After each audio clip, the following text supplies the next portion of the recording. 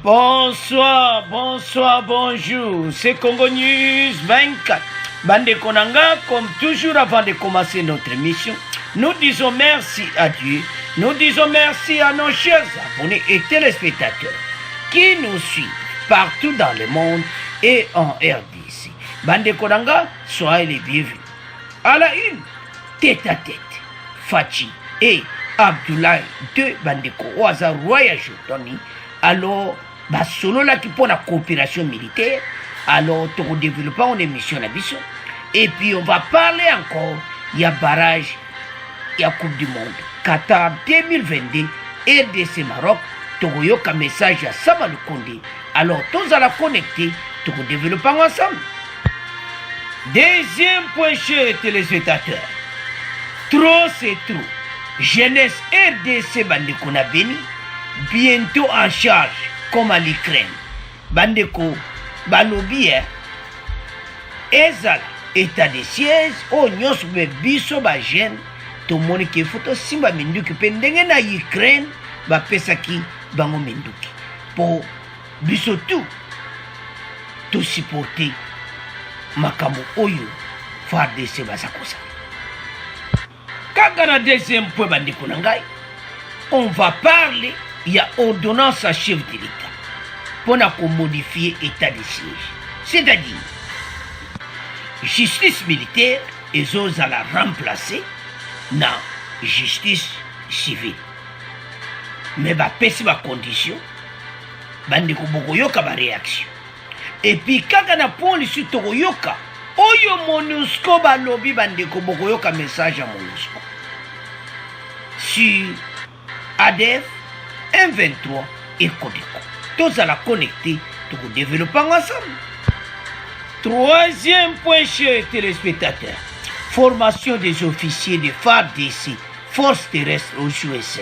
Botala, Ndenge Fachi, Azo Bongisa venir à FARDC. Alors, tous à la connecter, tous développer ensemble.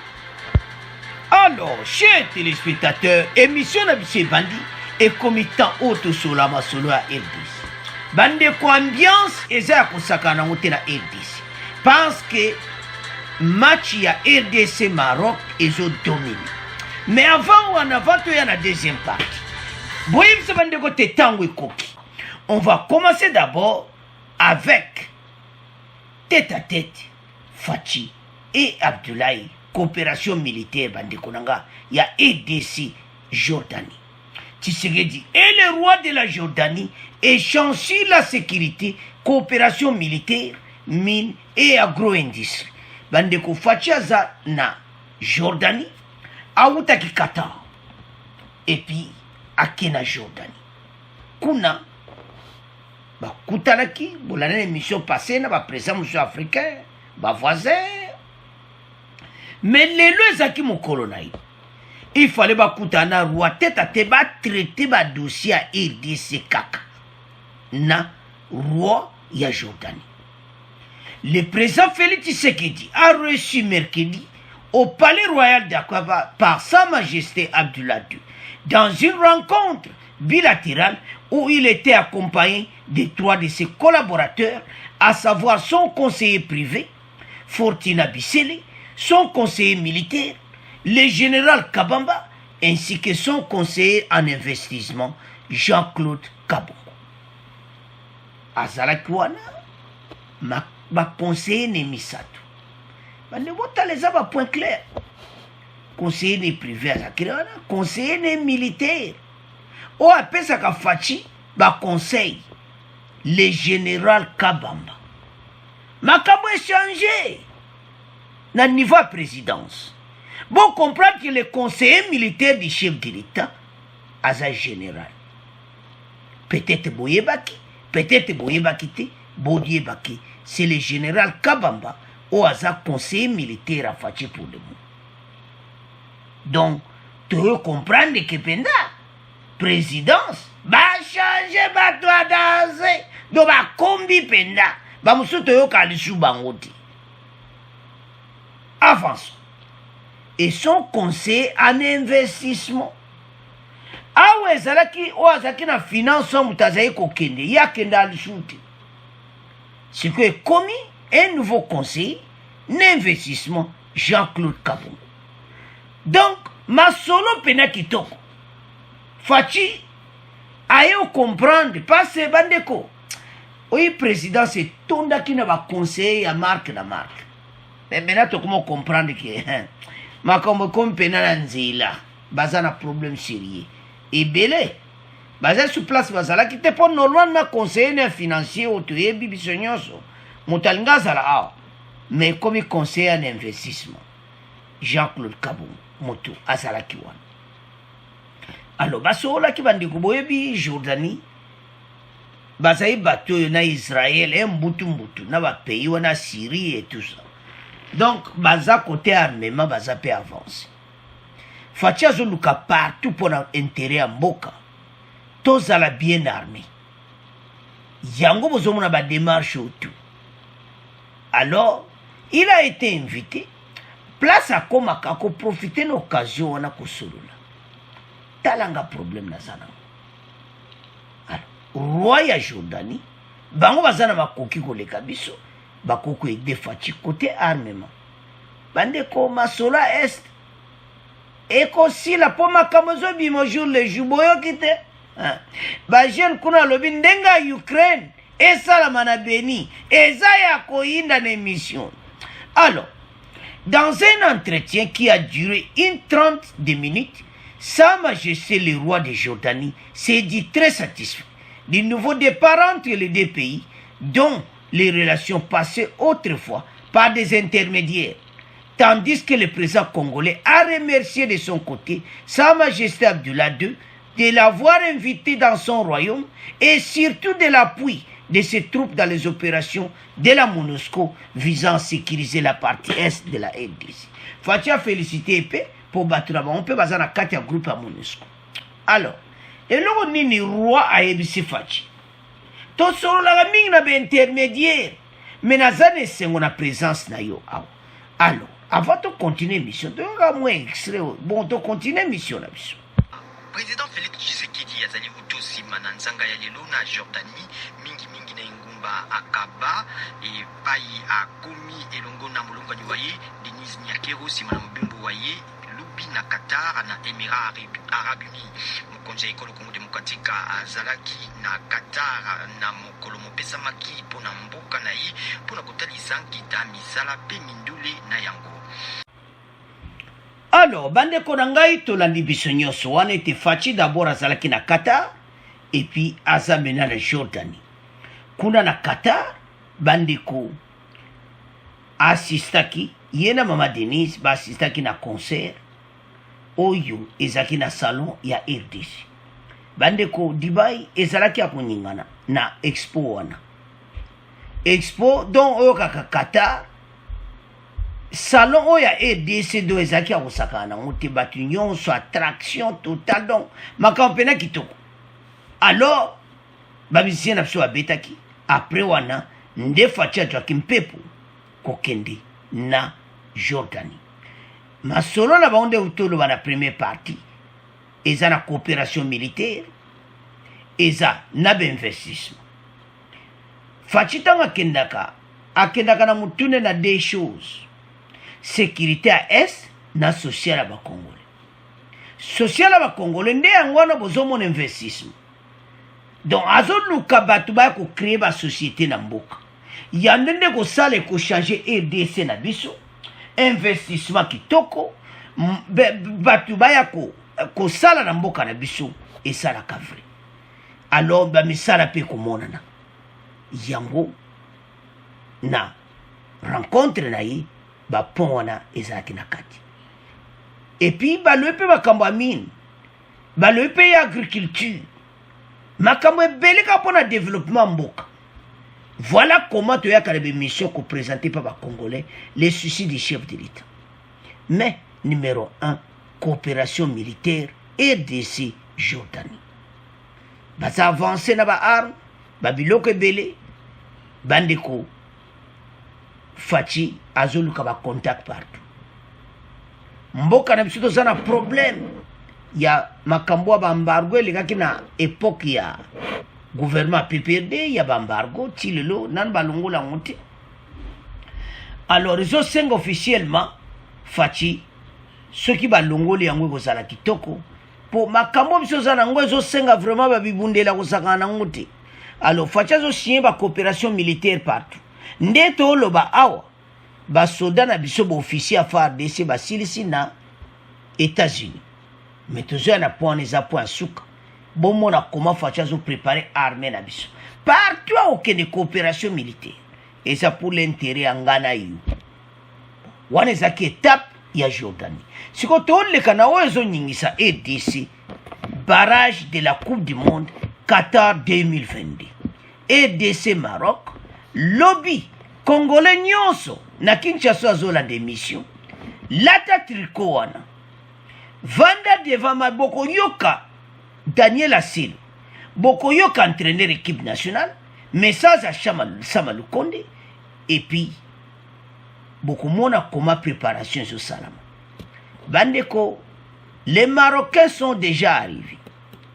Tu sais bien les bandeli. Et te makambu oyo match photo gagné. Pourquoi tu solo baboui? Tant que les Coupe du Monde en 74, tu beta kikaka na Maroc. Tu beti bango 3-0. Wana ba kibongi. Kakoko. Mayanga. Banto. Ozoyo kapene équipe no tali oui. Ba jeune mikolo pi ba yena vraiment sous. Non jeunes qui jouent à l'étranger et belé changement de cœur. Et l'on est sali que ba jeune oignon so congolais va changer ba koma ko beta na RDC. C'est parce que le gouvernement Oyo il a tiré responsabilité na bango. Bandeko, vous imaginez 18 ans passés EDC ba jouer ba moyen ba ya ezato alibanda. Ya onto za okoma na betape oyo même te parce que pour le moment l'équipe mingi ba jouer na bazo beta na ba pays européen. Bazo ya o abiso bazai koyati bazaki na be inquiétude d'abord. Gouvernement na bazai ko occupé pena bango ndenge facha zo occupé. Mena facha du bango en charge en tout. Jeune nyosa komi na posa ko beta pona mboka na ye. Et c'est bon. Alors, match à lobby. O baloba ke kozala ya koinda. Dans stade de martyr, banzembo kitoko. Donc mutu nyonso na nzela, makele les osalama. Donc ba Marocain baza déjà troublé. Parce ambiance ezana kina kosakanati. Alors ministre de l'Intérieur a le biso na tikiti koyati. Mais toujours yana pona. Alors, toyo eso no se puede calcular y ese es el gran esfuerzo que vamos a intentar hacer le grand effort que nous allons tenter para lograr ese objetivo. D'atteindre ces objectifs qui nous attendent, qui est de se qualifier à la Coupe du Monde. Mañana es el favorito de ese partido y que me puedes contar esto. Y luego también te quiero hacer una pregunta sobre Meshak Elias, su ausencia y esas cosas. Que evidentemente el favorito puede ser el Congo para todos nosotros, sí. Évidemment que le favori peut être le Congo pour tout un chacun. Ahora, yo repito lo que dije hace un minuto, es decir, estamos delante de un equipo que hoy por hoy es de los mejores de África. Je vais répéter ce que je viens juste de dire il y a une minute de cela et que nous allons affronter une équipe qui est l'une des meilleures équipes d'Afrique, qui est le Maroc. El tema de Elia, yo creo que ustedes deben conocer mejor que yo los problemas que ha tenido Elia en la selección. Le thème d'Elias, je pense que vous le connaissez plus que moi. Et dans la sélection, les problèmes qu'il est en train de voir d'avoir dans l'équipe nationale. La información que yo tenía hace 2 semanas atrás es que él venía, porque incluso había manifestado a través de una carta, creo, pública, que él estaba dispuesto a venir.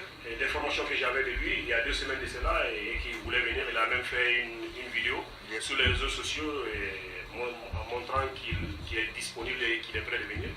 Y 3 días antes de la convocatoria que teníamos que estar todos aquí el 21, bueno, 3 días antes, evidentemente ese problema no se pudo solucionar. Et 3 jours avant, comment dirais-je, la date FIFA, qui était le 21, donc on a su qu'il ne peut pas être là. Et le problème qu'il a avec la sélection, c'est pas le problème n'est pas résolu. Y no está hoy con nosotros. Et aujourd'hui, il n'est pas là avec nous. Merci. Alors, bande konanga tolandi biso nyonso wana. Tolandi entraîneur. Allume ba brésilien. Ba marocain pe baza équipe makasi. Dezo senga préparation mo kusakana te. Il faut motivation na ba joueur pour biso peto gagner match. Bande ko aza entraîneur moko aza expérience. Ezo senga siko que peuple aza la sima équipe ndi. Makelele ezala ndenga kosakana te. Donc soki makelele wana ezosalama ezaka lokitu te. Équipe voisin kozala mbrouye donc ya kosakana te me nga nayebi ete EDC na lera match kosakana te. Mutu nyonso akozala devant la télé. Lobby eza division na RTNC mutu nyonso akolanda yango bandeko. Donc kozala match moko kosakana te. Coupe du monde tokokende. Congolais nyonso aza na posi équipe ezala qualifié. Bandeko ezaki sengo. Botala facha utukana Qatar epa ya uti. Exposition kuna. Epa wape coupe du monde ba relation tokomi nango na bango. Tozala qualifié. Ah. Bogoyoka do Qatar ekozala konyingana. Mais nazomona ke le chef de l'État na soutien oyo apporté na ba joueur. Bandeko tala président de la République. À quel match? Na mi-temps, président de la République a quel vestiaire. Bon comprendre dans siko. Na ba match elikaki. Fatia ki na tina vestiaire. Azo féliciter ba joueur.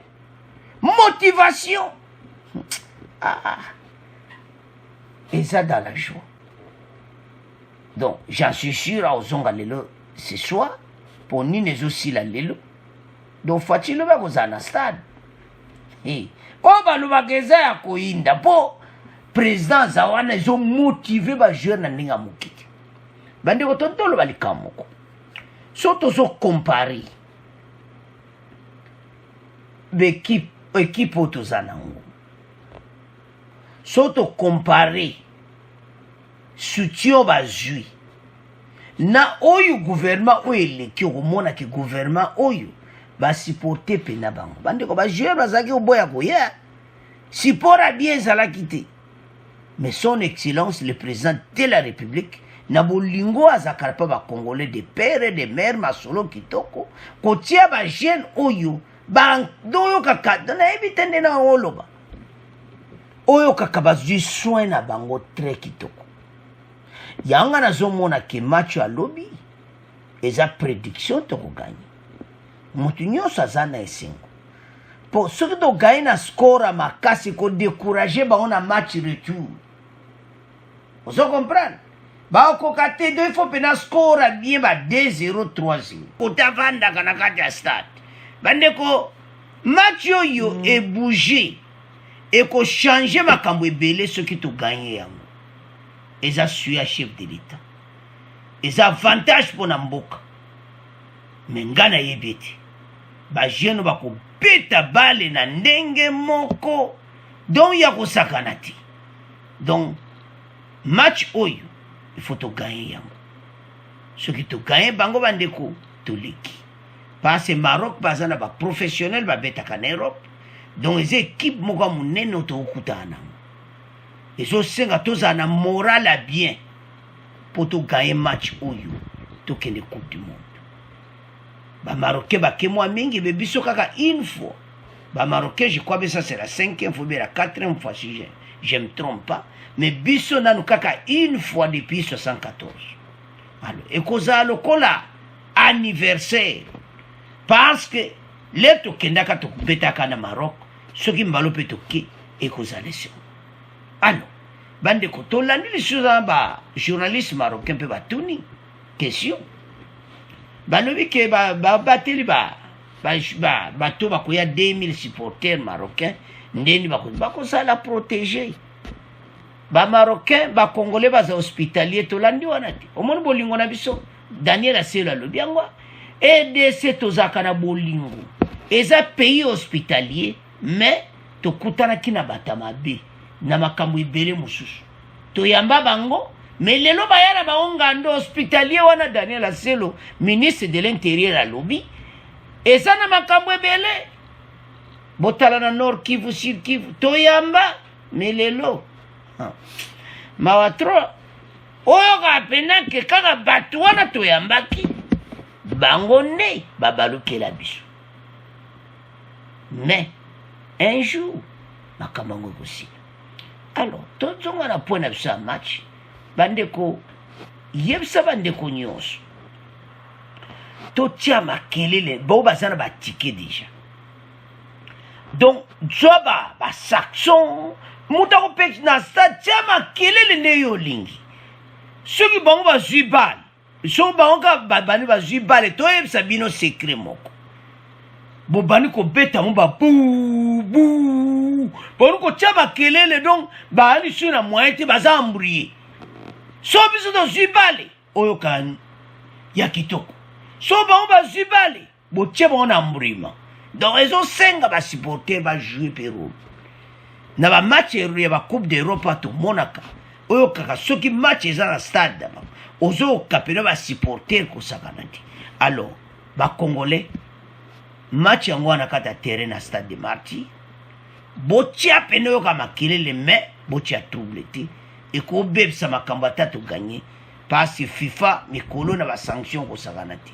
borespecte makambo ministre de l'intérieur alobi ete biso nyonso lata trikono supporter équipe ete ambiance ezala kitoko alors bandeko na nga ekozala ya koyinda stade de Martyrs ekozala ya koyinda alors biso nyonso bandeko tozala nsima ya EDC ete tokende coupe du monde c'est à ce point totiki premier point tokomokende na deuxième point alors bandeko na nga tokomi na point na biso bandeko oyo balobi trop c'est trop jeunesse a béni bientôt en charge comme à l'Ukraine bandeko badepute ya Nord Kivu bapesi lettre pa chef de l'État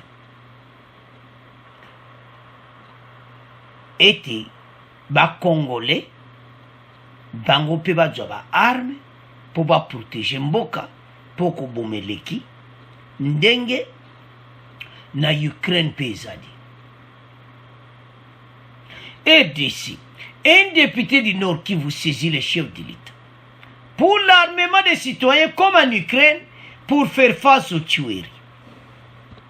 Tellement que tueries, on a toujours des osala, mais parce que bandeko guerre réelle sur ma case pourquoi?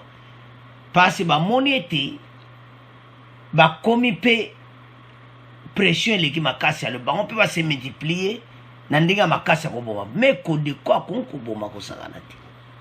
Oli bosse zeka ADF ndaza ko boma ma casse mais ko de quoi komi ko boma ko landamena na place bato bakim.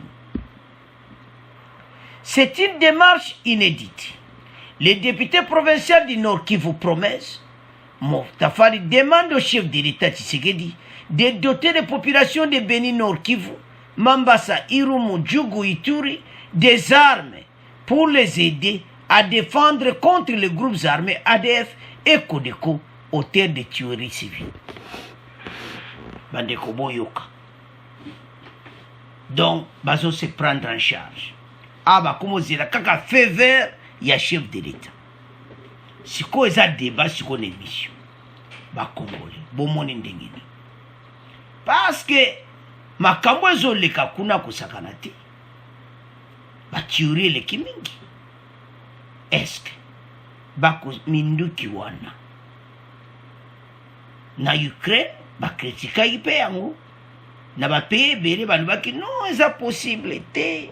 Bon, pesa ba minduki, eza bien te, tout ça, mais les loyo, ba moni ke fouti. risiti lelo na zimboka wana te parce que population ezali armée ezali ozomona ntango mutu nyonso aza na munduki armée emati tokomi na armée ya monene eske eza ide ya malamu wana bakongolais bopesa bakomante parce que bazozela chef de l'état kata po kuna mpe na nord kivu na ituri basi prendre en charge makambo oyo Etienne Tshisekedi atika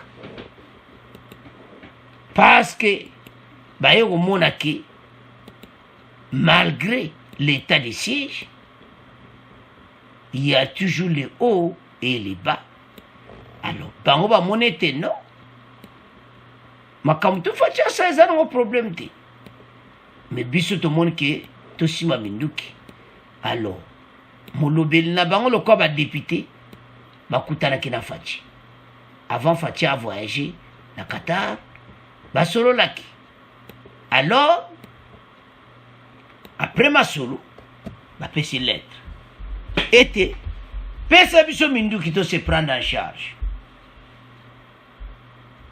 eza ide ya mabe te mais ezosenga un système ya entraînement koide bango kolakisa bango ndeni bakomanye arme ezosenga bango bazwa bango dans un camp eza ide ya malamu nga na omona mabe te parce ebele bakotikala bango bamilitaire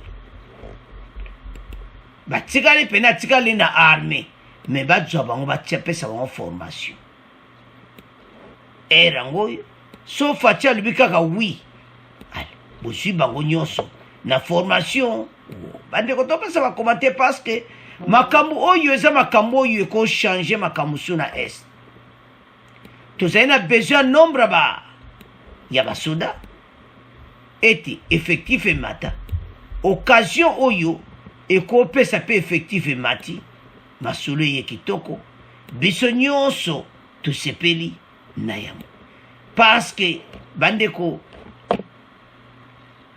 este ekomi ya le haut et le bas batu baza kaka kokufa.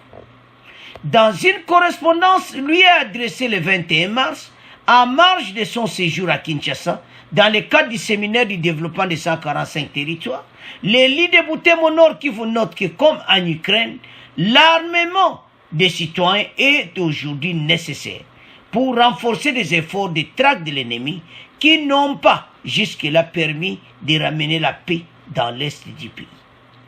Alors, Botala, Oyezo Salama, Yangwana. Bandeko, situation. Et cause à Nango Pedongo Yokaka, Ndeto Zoloba. Sous contrôle, mais les autres Sengabat Balaksabon, Ndena comme Maniba arme, et cause à la bien. Alors, si Koyo, Fatipe a outé ko signé ordonnance. Et justice militaire va pesa mona civil. Mais va pesi ba condition bokoyo katoko la bino. Va pesi ba condition ndeni yangwe kozala.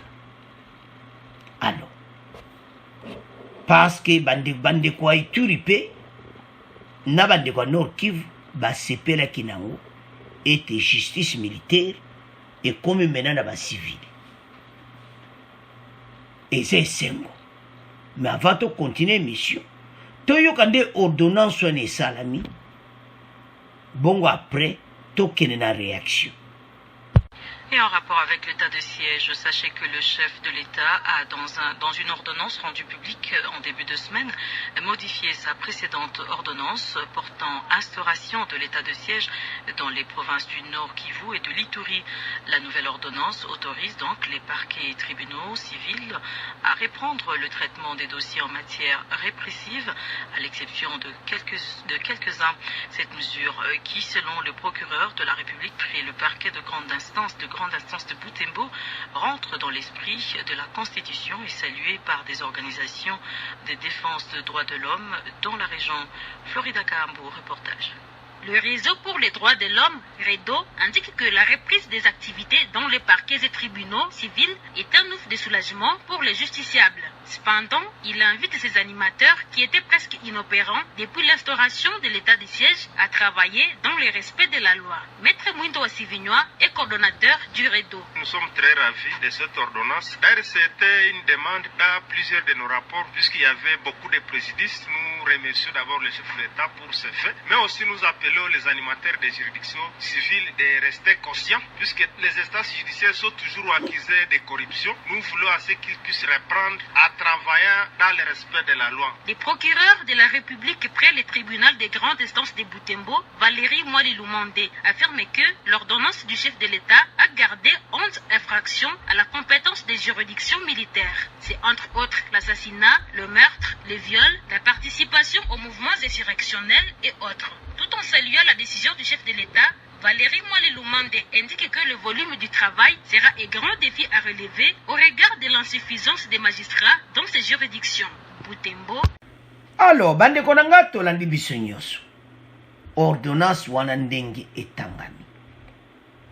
C'est-à-dire, pour le moment, justice militaire, bako jonction na justice civile pona baka oyo batangi wana. À l'exception, il y a mouvement insurrectionnel, o aza infiltré, o aza azo coopérer na baadef, wana etikali maboko ya justice militaire.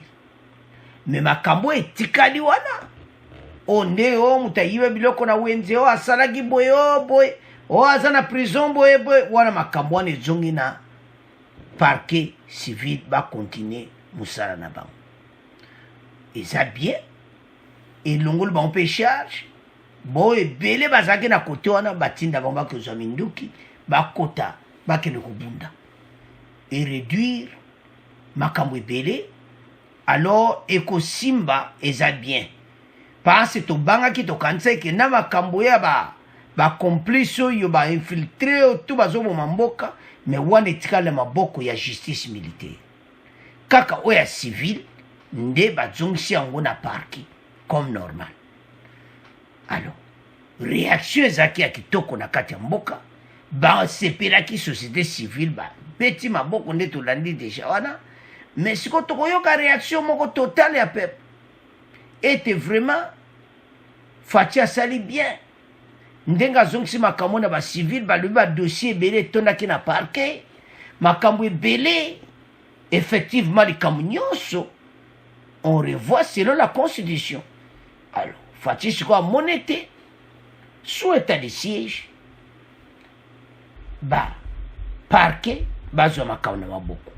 Alors, siko ton le kana réaction oyo kakapene oyo kakosaka nango tikuna na Beni na Nord Kivu na Ituri basepeli makasi bazaomona ke baka ebele ezali pena ko avancer te na niveau ya justice militaire. Toyebi ete baza basoda baza un peu dur que justice na biso civile. Soda atikalaka soda yango bazali komona pena kosakana te. Alors toyoka siko baréaction oyo pena peuple ya Ituri na Beni ndenge basepeli ete parquet ezongi côté ba civil justice militaire akokipango lisuté. Bon to continue mission na biso après to koleka na MONUSCO boyo ko MONUSCO balobi état de siège na Nord Kivu pe Ituri baiki basepeli sima na président Félix Tshisekedi kosenga ete misalami ya sembo ya basivili ezongela misalami ya yango. Reportage na Ericas Mwisi. Okambito okometre ya commune rurale ya Oicha na territoire ya Beni Nicolas Tikokunde moko na bato bayambo basepeli na mokano ya mokonzi ya mboka abanzi ete misalami ya nsembo mikotambola na lombango mpenza tulanda Nicolas Tikuku. Boyebi ete uta misalami ya sembo ya basoda mizalaki kolandela maisembo awa ezali na badossier miye milandela makite na lombango na ndenge bazuzi ya baimboka juridiction civile bazongeli misala biso tozali solo na esengo mingi omitema. Esengo emonani mpe ongambo ya bayangi ya société civile baye bazalaki komona misala ya nsembo kotambola lolenge lokobani te. Bajuridiction civile kozongela misala ezalaki bosenga ya baimboka elobi ingénieur Dieudonné Losa mokambi ya société civile na etuka Ituri. Dieudonné Losa. ezali eloko ya malamu parce que bato mingi basi baleli na justice militaire po emonani lokola mosala epa na bango ezotambola mbango te ezotika badossier ebele ya suspens yango mpe ezali source ya conflit soki bazongisi parquet civil babanda mosala tokanisi ezali eloko ya malamu bango basala mosala na bango ndenge elongwani esengo eye ekabolami mpe na mwana mboka Moïse Malikidogo mokambi ya société civile ya commune ya Bungu na Engumba Beni oyo asengi na bazuzi ya bayimboka kobo ya kokoso mpe mayema salimaki lolenge longobani te na bayisembo ya basoda maloba ba Moïse Malikidogo. Si le chef de l'État a continué na ndenge wana koalege makambo na état de siège, en tout cas vision na ndenge ezalaki bato bakoyeba solo état de siège ezalaki na objectif nini, parce que koto makambo ekomi kochange, donc état de siège eza neti ekomi monyokoli, eza neti nde pasi ya population mpo bato bazorespire mpe kutu te kolibere parquet civil bandosala, et nous saluons même badepute oyo baza na Kinshasa, badepute provinciaux. Alors, bandeko nanga tolandi réaction. Omona penake peuple basepeli penza. Bandeko ba soda juridiction na bango eza différent. Soda otiraka soda. Ya baza omona ke bazaki pena donc ba kwensaki na ndenga mukete. Alors mena batiki yango na maboko ba civil. Mais makambo etali neti oba kokota makambo ya ba rebelle makambo atu etikala na maboko ya justice militaire. Donc eza sengo ba libérer bango comme ça ba traiter ba dossier ba civil et tout ça. Tout la libé monozo kapena ke ba sepeli pour bazali pe na pression. Mais tout cela les a faute ya mudute parce que makambo ne senga pe ka ke fallait za la bongo. Parce que bakangi bato ebele oyo na l'era civile bakangaki bato ebele te. Tokolo baki eza bien, eza pe mabe, mais totala ndenge kokende. Parce que ezo senga que bango pe na côté civil basala mosala malamu.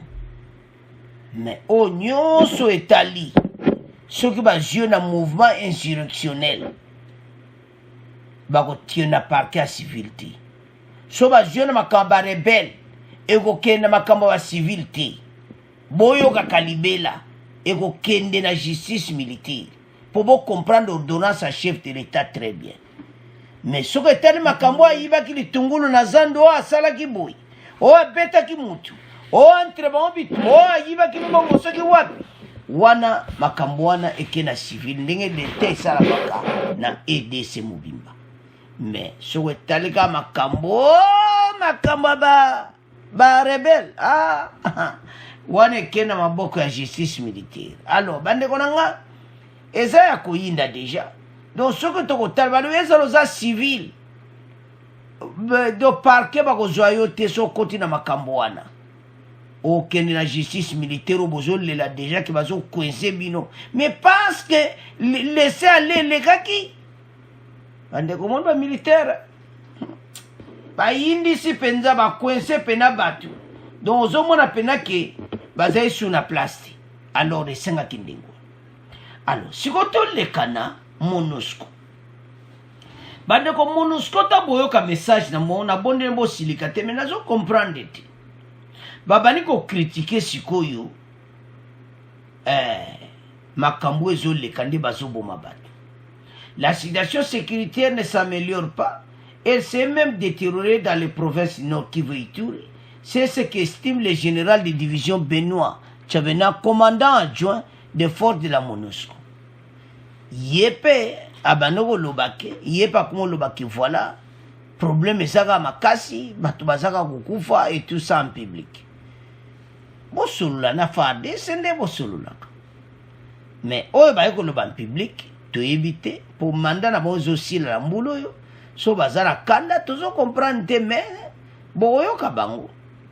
Si on prend du nord au sud de manière un peu caractère, nous avons les Codeco Nord qui ont un peu évolué dans leur objectif et qui s'en prennent.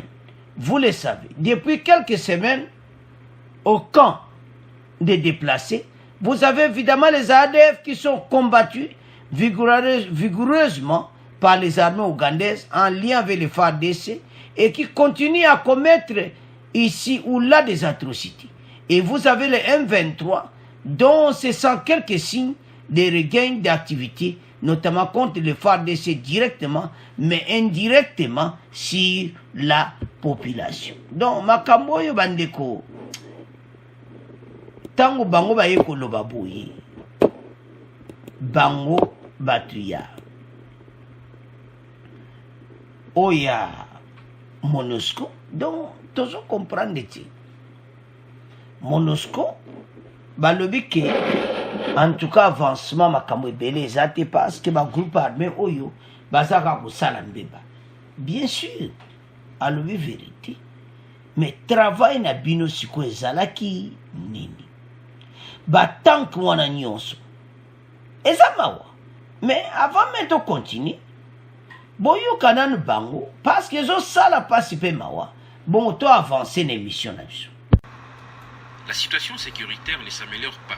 Elle s'est même détériorée dans les provinces du Nord Kivu, du Sud Kivu et de l'Ituri. C'est ce qu'estime le général de division Benoît Tchabana, commandant adjoint des forces de la MONUSCO. Nous avons les Codeco au nord qui ont un peu évolué dans leur mode d'action et leurs objectifs et qui s'en prennent depuis quelques semaines au camp de déplacés. Les ADF qui continuent à commettre ici ou là des atrocités. Vous avez le M23 dont on sent quelques signes de regain d'activité et plus au sud des Maïmaï qui s'en prennent à des communautés sur les hauts plateaux. Une autre pratique de ces groupes armés consiste entre autres à utiliser des enfants soldats pour grossir leurs effectifs. C'est une situation que l'on connaît depuis longtemps mais qui a tendance à perdurer. Je vous donne simplement un exemple. À Béni, des jeunes cadres d'ADF de l'âge de 15 ans avec leurs fusils ont été appréhendés par les FARDC à Kamango.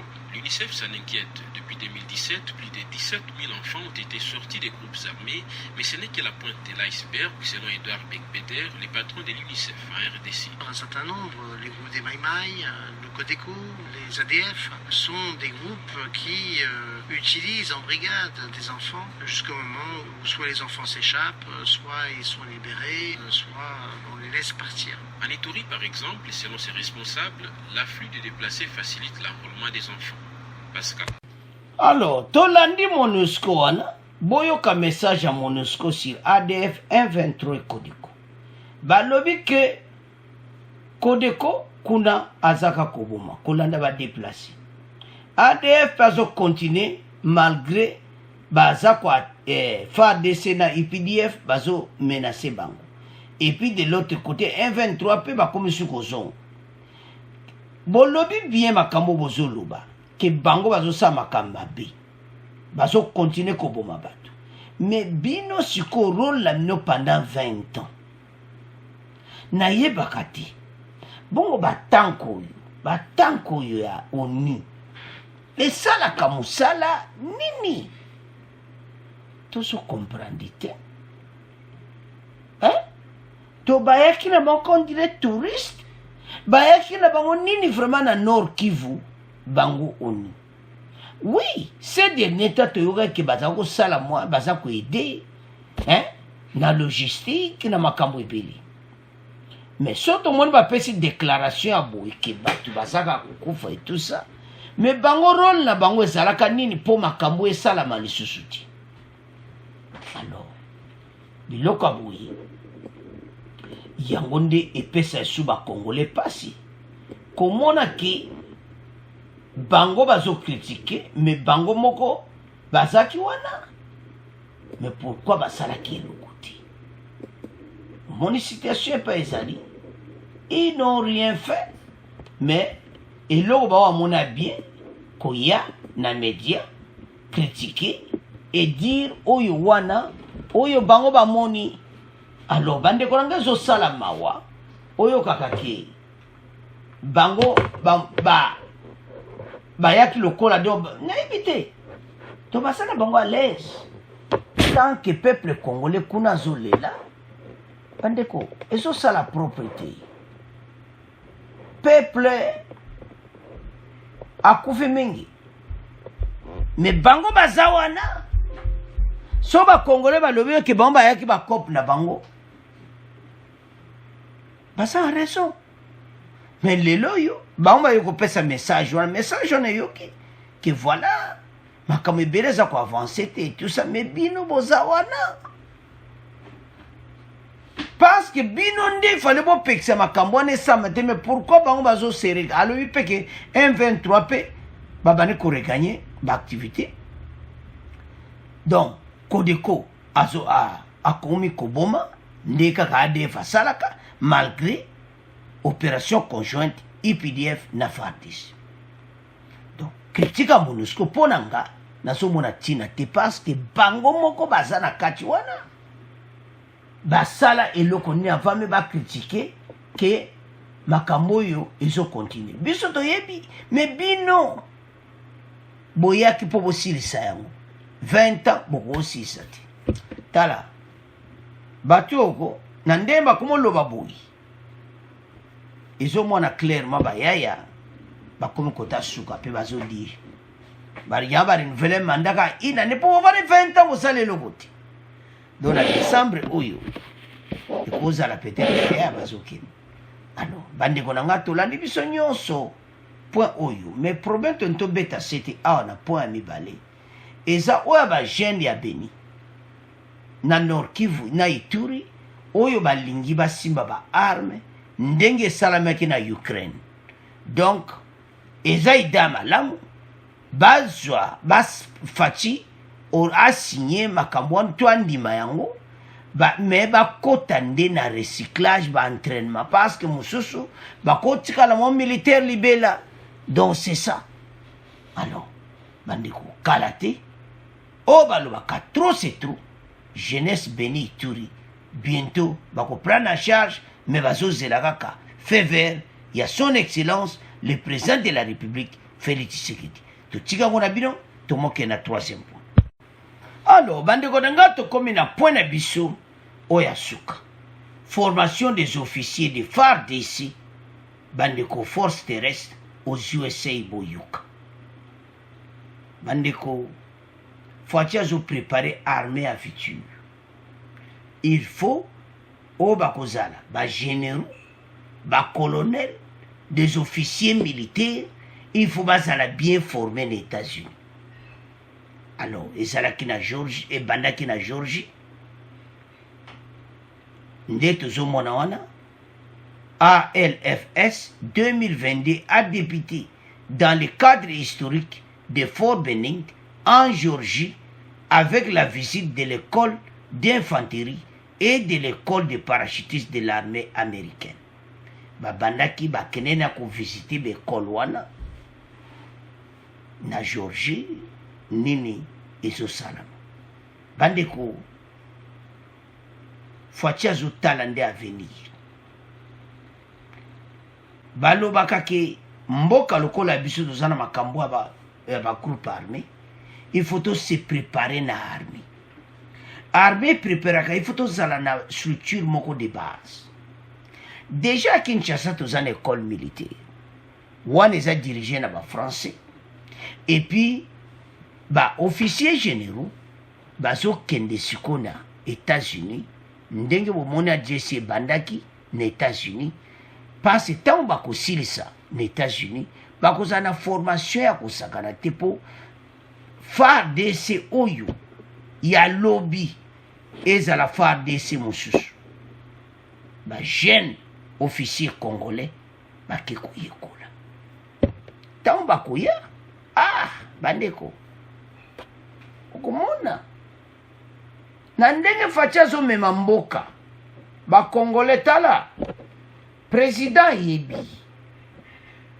totika kolanda oyo wana biso na bemission toya kotia vérité po congolais a comprendre et pas wapi fati azomema mboka otala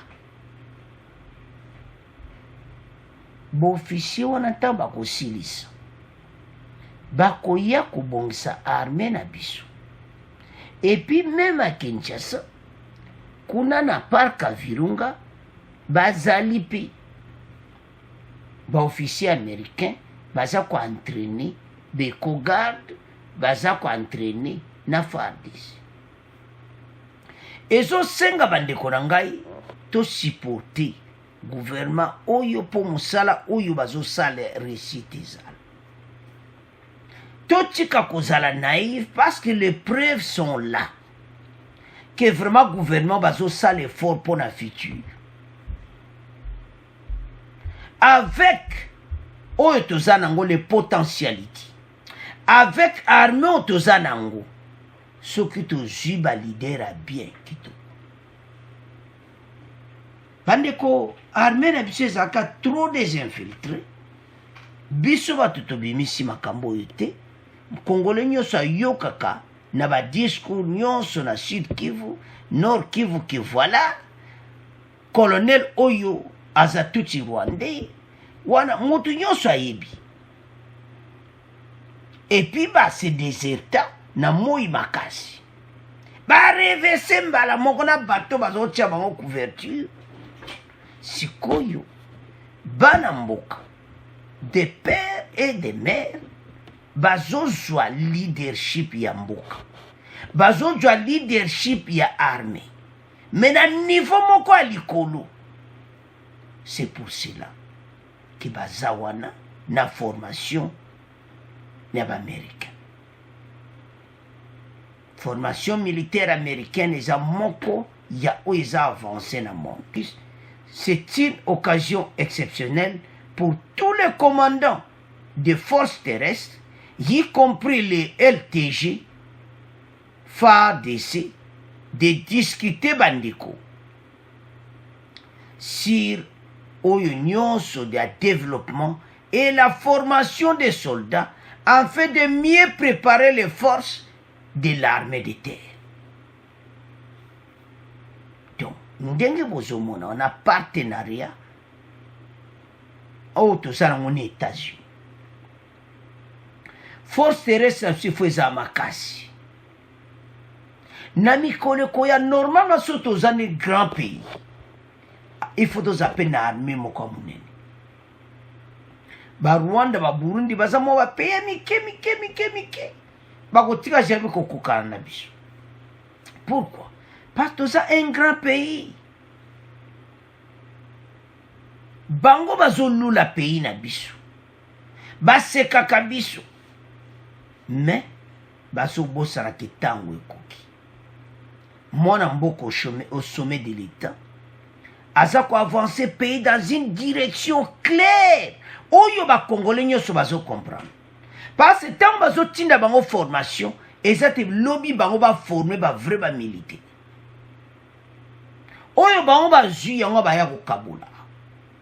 Et puis ba kozala ba expert na terrorisme oyo sala me pa na biso.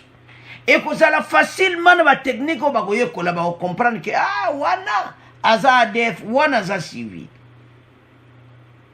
Même bazana mokambi lamba civil na katambuka. Parce que zobunda bitumba moko kosaka na ngote. Mboka o balobaka toza na kati ya bitumba. Mais senga pays à la préparer. C'est comme ça. Vision ya chef de l'État. Nous avons beaucoup souffert. Et mené comme étant Oyo. Parce que le monde des eaux changé. Ba voisin on a toyebo ezala mituna bangote. Pas tout le monde a déjà ba action. Ba mona ka pays na biso leki munene. Bande ko tala. Même na nord Kivu wana eza ba île mususu. Soki mboke bongi koza place touristique. Même na Ituri, ngomba oyo mo o bakutaki mo oyo ba nani o bazalaka ba M23 na Ituri. Ba place moko touristique. Mais bitumbezo gêné biso. Tozana ba place ebele. Alors, situation tozana mona RDC, ils ont senga de boy. Nous félicitons les chefs de l'État pour la idée Oyo. Formation des soldats afin de mieux préparer les forces de l'armée terrestre. ndenge bakolela armée de terre. Toyebi ete bakoya na fruit ya kitoko na kati ya FARDC. Alors to supporter gouvernement oyo na ba idée ya boyi. Soki Congolais so supporter yango te totala yo bien. Vision EDC dans 10 ans kozala ndenge. Ba jeune officier et tout bakokoma ba généraux bakodiriger armée na biso mais akozala na idée oyo ayekolaki ekopesa kitoko na mboka. C'est comme ça pays se développaka. Alors bandeko na ngai, c'est à ce point tokoma clôturer mission na biso. Bo abonner massivement, bo partager. Au revoir, à la prochaine.